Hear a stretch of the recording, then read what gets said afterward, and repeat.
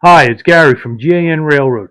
In today's video, I'm going to show you how to use regular Ross switches. When I say regular, I'm not talking about the tin plate, I mean these type right here. Here's the box for it.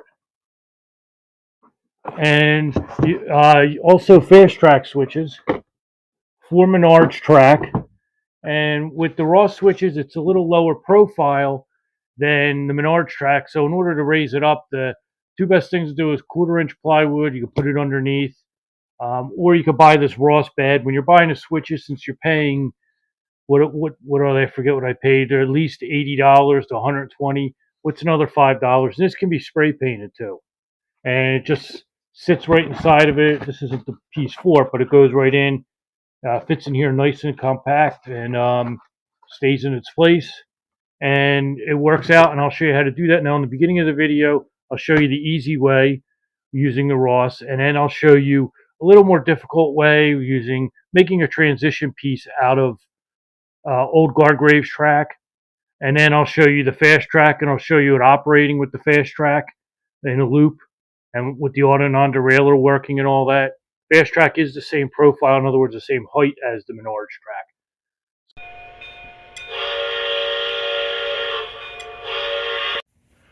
What I have here is I have a Ross 072 switch, and I bought what's called Ross bed, and this is what it is. I painted the top side of it. The other side's either yellow or pink. These are for other switches. And I spray painted it with the textured paint so that it kind of looks like ballast. Anyway, and you put the switch into it. As you can see here, there's little grooves. It sticks in almost like putting it into a puzzle, and it sticks in there. This is the Menards track, and what I did is I bought these pins here. Let me hold these up. These are up. I got these from the guy at Ross at York. I forget his name. I think his name's Steve. But anyway, these are the ones. You can find these anywhere. O gauge mating pins. They have other types of mating pins, like say 027, but you want O gauge. And I'll show you. Just put them in here. Okay, I'm going to put these pins in. See how they have like a little thing on them?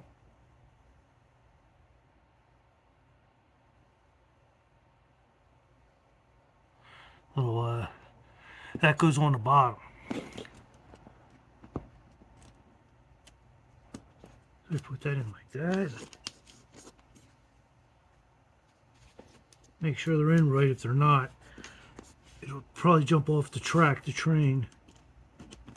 And just put this in like this, and it's on there. Let's get a train on and give it a shot. All right, let's get some power to the track.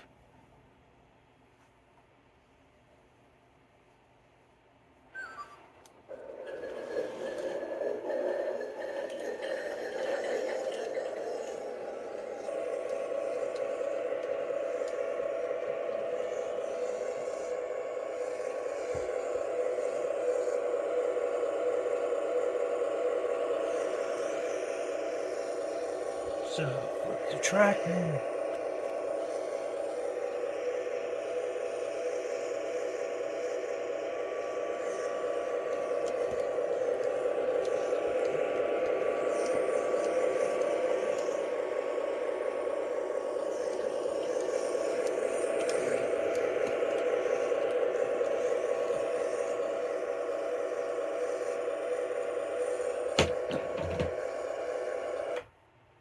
So as you can see, it went through the track here and goes through these transitions real smoothly.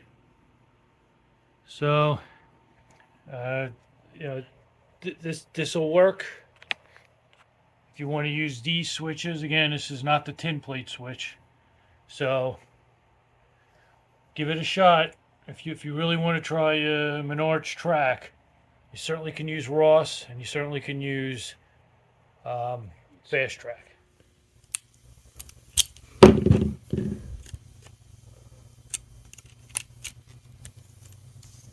Okay, so that fits in there. Now what I'm going to do is take the track pliers and close it up. Okay, as you can see, these track pliers have a notch in them right there. So what you do is you put it on here and you get it just right on top, and what it does is it makes them, connects them, makes it like it's brand new.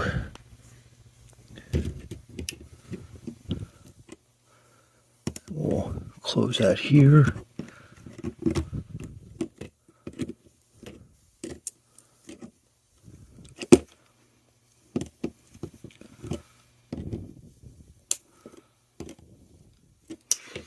And now we have a transition piece. So you can go, as you can see, how it widens out here. And you have to secure it back down onto these wooden ties. You could probably just use some glue. But now what you have is you have a transition piece for Gargraves to Menards. There is a piece again for Lionel Fastrack, a transition piece. But the best thing to do is really get some old, used, you see I broke that off there, I have to fix that in here too. You have to get some used Gargraves. And the only reason to do that again is because when you take your switches here, your Ross switches, you'll be able to just plug them in. Okay, let's see how it seems to go across there. Okay.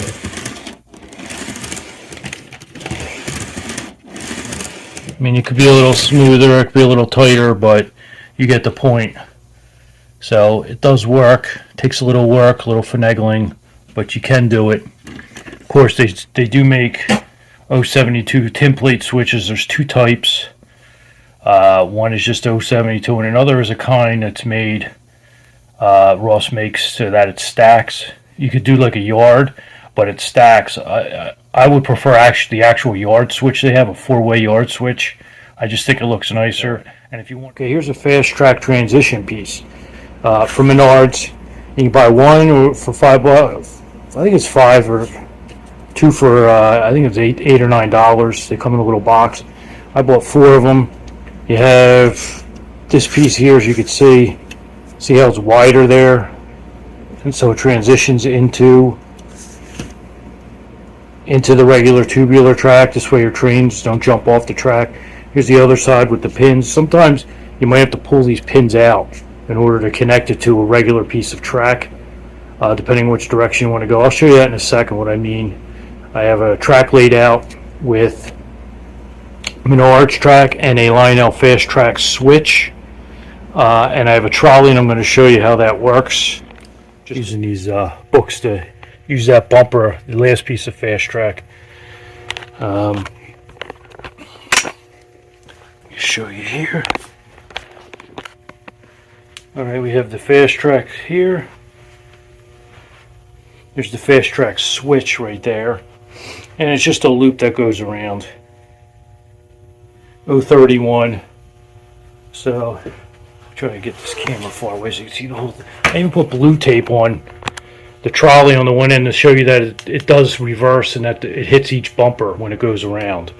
And the Fastrack switch, it's has the auto non-derailer in it. So let's go.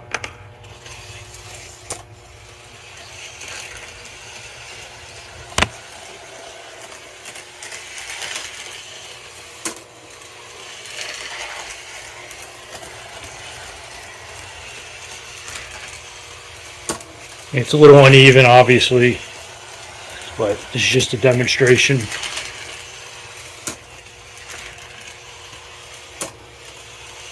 It's not on there solid, so the track is kind of moving around, but